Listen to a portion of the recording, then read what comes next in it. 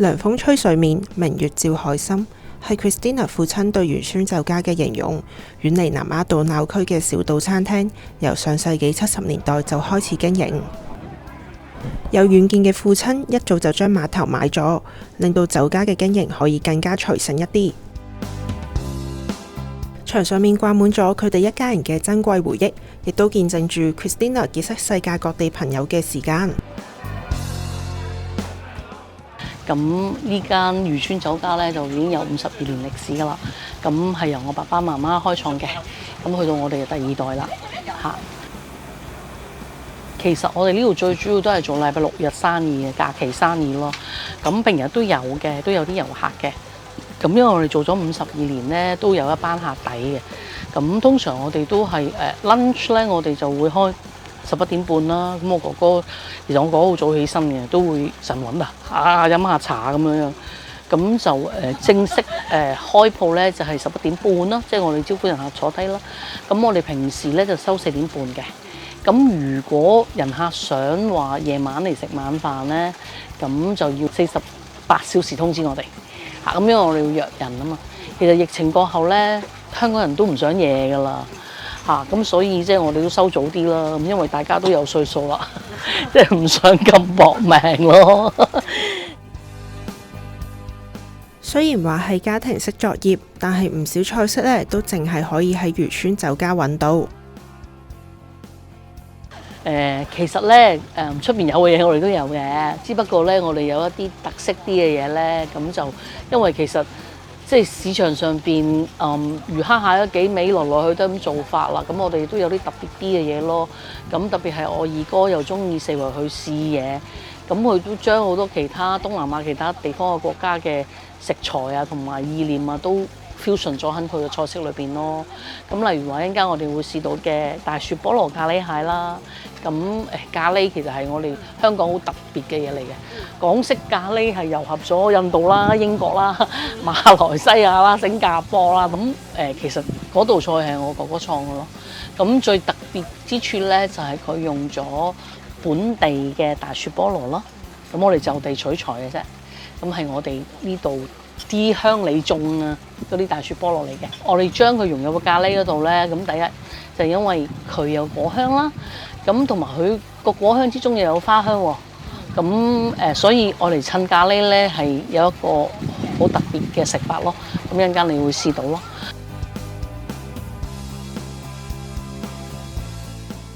咁另外就係一個蜜糖龍蝦啦。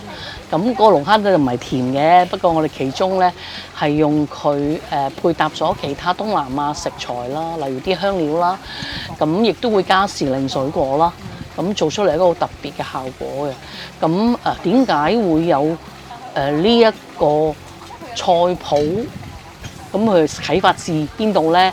咁其實多謝我哋國內嘅美食家啦。咁佢哋曾經一度係即係將我哋啲龍蝦咧搶晒咁細。咁變咗咧，我哋剩翻一啲可以用常見嘅龍蝦咧，就會係我哋叫珍珠龍啊，或者係青龍啊。咁嗰啲龍蝦個特色咧，佢哋都好食，但係個缺點咧就係佢哋好近珊瑚礁，佢哋有咁珊瑚味嘅。咁我哋水上人就叫嗰種叫做石鴨味咯。如果用薑葱咧，係冚唔到嗰個珊瑚味嘅。咁我哥哥就諗咗用呢一個 recipe 咧，用呢一個咁重嘅香料咧，就會冚咗個珊瑚味咯。咁不過冇所謂嘅，一陣間我哋食嗰個一定唔會有珊瑚味，因為我用咗緬因州嘅龍蝦。除咗有二哥嘅獨門菜式外，連工序繁複、材料難尋嘅威化蝦都可以喺漁村酒家揾到。威化蝦咧，咁其實點解會有個威化蝦咧？呢個都唔係我哋原創嘅。咁其實呢一個菜式咧，我哋都係抄以前淺水灣皇家請力會嗰個餐廳咧做嘅。咁我哋成日去食咧，咁我媽咪好中意食。咁其實我媽咪都係一個幾好強嘅人嚟嘅。咁佢覺得好食，佢都想做到咯。咁於是乎我哋全家喺度研究點解可以做到咁好食咯。咁終於都試到啦，咁好開心。其實呢個菜我哋好耐冇食噶啦。因為個原材料都冇人做，因為我哋用威化紙，而家越嚟越少人識做威化紙，同埋肯做威化紙，因為嗰個材料咧又唔賣錢，又蝦功夫，咁係好唔划算，所以唔係咁多麵家想做呢一個材料嘅。咁因為我媽媽係2014年離開咗我哋啦，咁係我哋嗰28個表兄弟姊妹啊，28表，咁就話：哎呀，不如我哋聚一聚啊，煮翻我媽媽最中意做最拿手嗰幾樣嘢啦。我諗起，呢個好耐冇做過，真係即係都有40年冇食過，咁不如就做啦。不過繁忙時間唔做咯。咁其實點解我哋唔做咧？因為咧，依道菜要食到個效果咧，你係要成天廚房咧係停晒手，乜都唔做，就係做佢咯。飯人手而又賣唔起錢嘅嘢。首先第一樣嘢咧就係個蝦咧，我哋係要游水啦。咁你係要即刻喺個魚缸度撈啦。咁而且之後要即刻搣啦，即刻搣完之後要即刻索乾水啦。索乾水之後又要即刻包啦，即刻包完咧1秒你就要放落鑊噶啦。點解咧？因為個威化紙一掂水咧，佢就會霉嘅。咁所以係要好快手、好專注。咁同埋咧就一炸起都要即刻出喎，時間要掌握得好好咯。咁同埋我哋通常做呢個菜嘅時候咧，我哋都會通知下你有唔要時間影相，唔要時間食，因為一超過25咧，佢個效果就會冇咗噶啦嚇。漁村酒家唔單止有坊間少見嘅菜式，常見嘅菜式佢哋都做得好出色。咁度度都有椒鹽鮮有，咁點解我哋尖苗先要提咧？咁因為我哋水上人家出身啦，咁我夠膽講咧，香港最好嘅魷魚喺我哋呢度可以揾到咯。咁因為我哋即係咁耐啦，咁同埋我哋又有熟人啦，咁可以即係第一手時間揾到靚材料咯。其實咧，我自己因為都係做葡萄酒啦，咁其實都經常會有好多食家啊，或者海外嘅酒莊啊嗰啲朋友嚟食飯。咁我至少問佢呢個問題嘅。咁我話：喂，你覺得我呢個魷魚咧係唔係全球10大好食啊？咁我哋個個一致都係唔贊成嘅。佢哋話呢個應該係全球5大好食嘅。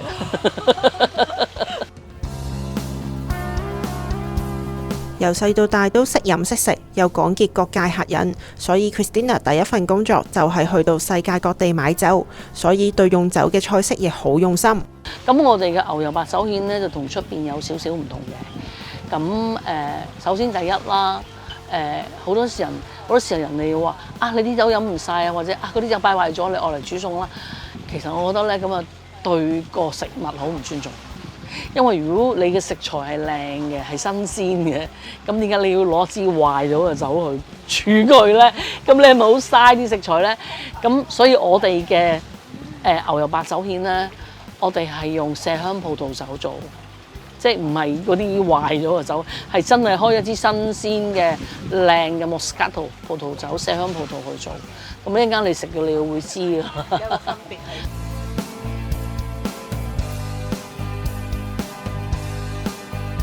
會唔會有啲係真係你嘅隱藏食譜咧？即係要你或者即係超級熟嘅食客先可以食嘅。可唔可以唔提嘅？我驚個個打電話嚟。有嘅嚇。咁有一啲我哋嘅家鄉菜啦，咁就係人面、橋頭、子薑、鴛鴦柚、聖五花腩絲。呢個係我阿嫲嘅 recipe 嚟嘅嚇。咁你諗啦，即係材料已經咁多啦，全部要切晒幼絲，咁都幾多功夫咯。咁但係夏天咧係超好食嘅嚇。如果下次打嚟先係 Christina 話呢度有呢一樣嘢，唔會你俾人鬧啊！你會俾人鬧，因為呢啲我哋真係唔係喺食譜嗰度，即係真係至愛親朋啦。佢哋間平日嚟，我哋咪做咯。我哥哥仲係單身嘅你哋邊個想食到咧？你可以介紹成為親戚之後，你就可以食啦。我揾下啲親戚先啦。由於父母行事低調，漁村酒家咁多年嚟其實好少接受訪問，而 Christina 同埋其他屋企人呢，亦都一直保持呢一種風格。對於今次嘅採訪，其實佢哋本身都係拒絕嘅。我媽媽係一個好低調嘅人嚟嘅，咁佢覺得 keep 住咁嘅模式先至可以 keep 到個水準。咁哥哥嘅意思都係想承傳翻佢呢一樣嘢咯。咁其實我哋又比較細膽啊。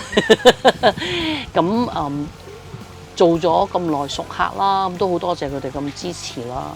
咁我哋都希望繼續做好間餐廳啦，希望為人客帶來美好嘅回憶咯。Hi Dan, very fine, thank you. You okay?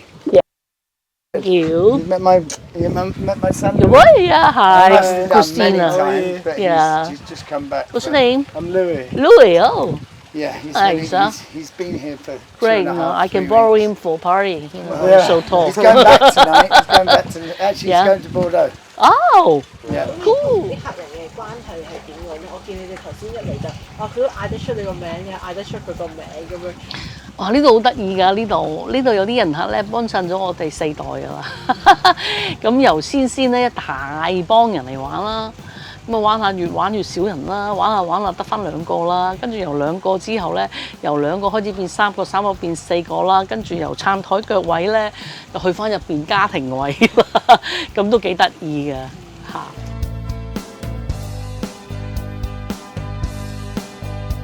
喺漁村酒家長大嘅佢哋，每年夏天就淨係帶一件睡衣、一件泳衣咁樣度日神，但係不時咧都要幫手經營鋪頭㗎。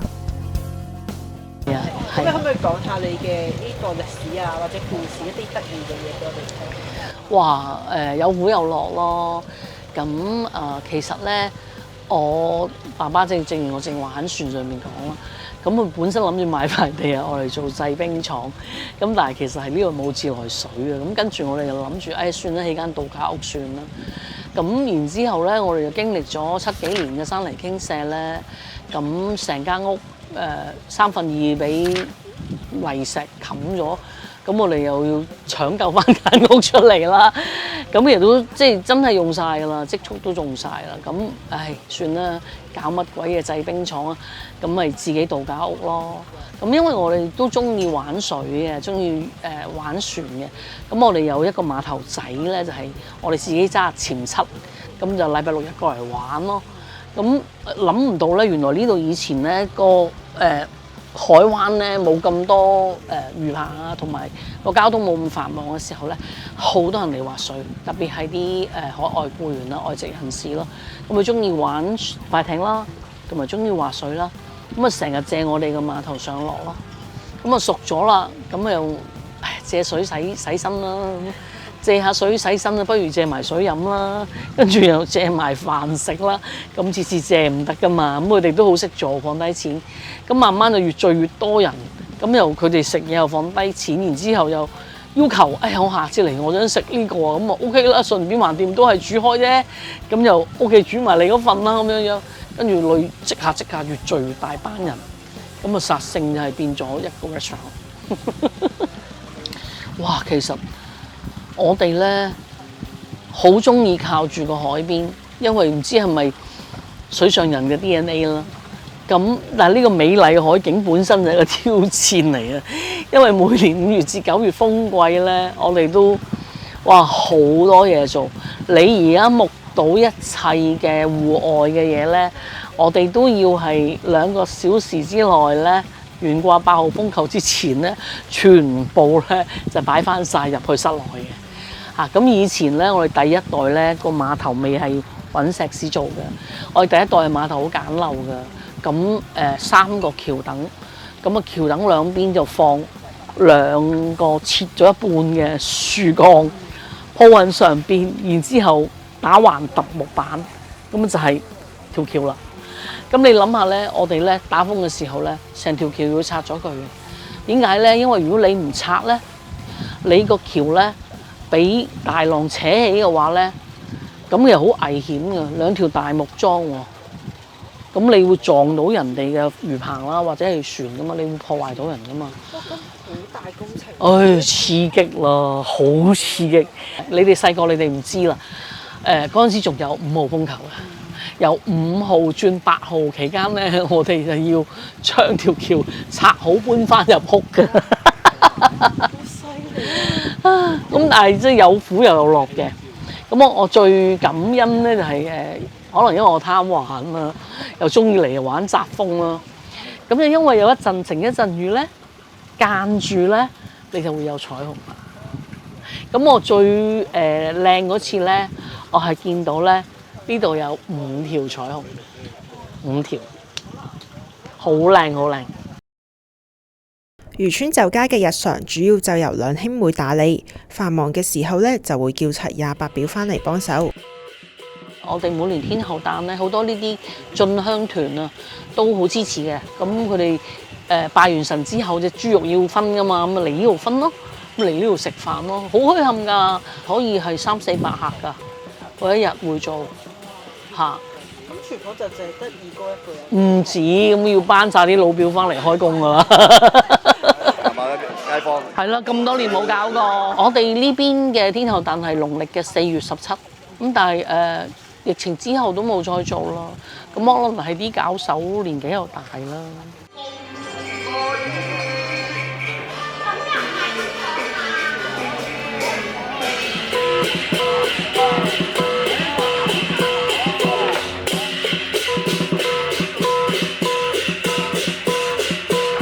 你頭先即係我見你都有去拜天后啦，咁呢個係我哋相信係天后娘娘保佑啦。係咯，因為落咗成個禮拜雨。係啊，正話係啱啱零零舍舍咧，我哋呢一邊係陽光普照呢個藍天白雲啊。係咯。佢換咗我話要生意興隆財源廣進。以前我哋咧，即係啲舞獅咧，其實係祝福嚟嘅。咁我哋話要俾獅子嚟舞過咧，個鋪先要旺嘅。獅子咧有一個儀式咧，就叫採青嘅。咁其實係每個醒獅團咧，佢哋都會表演咧，就係食咗個生菜吐翻出嚟。咁其實係寓意係生財咁解咯。咁有陣時咧，為咗想啲獅子團咧喺度表演耐啲咧，咁啲商戶就會諗啲好難度高嘅青去俾佢哋採嘅。咁啊，有啲咧就搭梅花啦，形成一朵梅花。咁佢哋舞嘅時候係唔好撞親啦。咁啊，有一啲咧曳啲嘅人就揾俾個椰子佢哋開。咁啊，我哋試過最曳嗰次就係俾隻蟹咯，採蟹青，即係佢要食咗隻蟹，即係表演食咗隻蟹先至可以攞封利是咯。咁剛才咧，我見到佢哋有啲新意思啦，就玩啤酒莊咯。咁就擺啲啤酒喺度，隻獅子要飲啤酒，要開咗個啤酒俾啲商戶飲咯。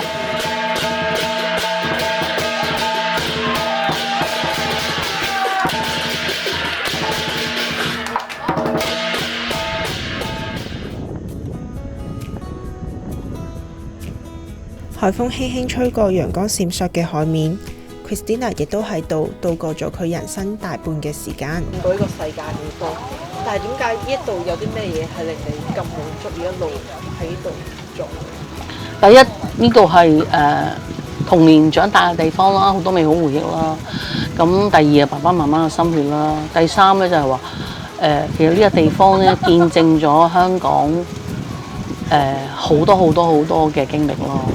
咁因為我哋係72年開始啦，咁你諗下72年去到而家52年，咁我哋睇住香港嘅榮啦、富啦、興啦、衰啦，都經歷過啦。咁我希望有高山有低谷嘅，咁但係我希望香港 keep 住咯，我哋香港打不死嘅精神啦。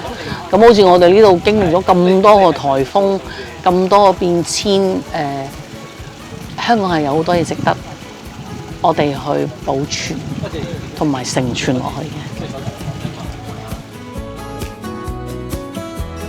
請訂閱我哋嘅 YouTube 頻道，記得撳埋個鐘仔啊！